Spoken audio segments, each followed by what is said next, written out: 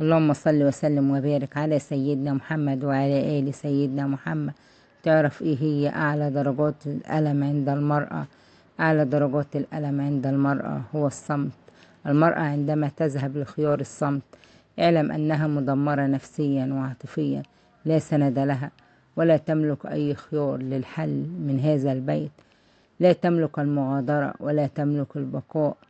عندما قررت 80% من النساء يستخدمون الصمت كدلالة على الألم، فالمرأة الصامتة هي المرأة المتألمة التي لا تملك خيارا في الوقت الحالي، فإن تكلمت بكت وإن صمتت بكت وخسرت الكثير من حقوقها.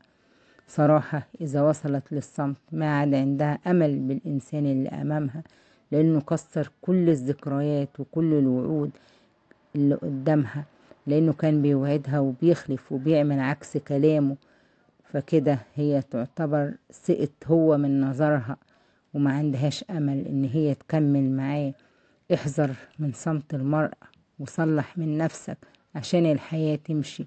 احنا مش هنعيش الحياة مرتين، هي مرة واحدة، لازم ان شاء الله نعيشها بسعادة مش نكد ونكذب. وآية المنافق ثلاث: إذا حدث كذب وإذا أوعد أخلف. افتكر الحديث ده كويس قوي، ولايك وشير لو بتحبوا الخير.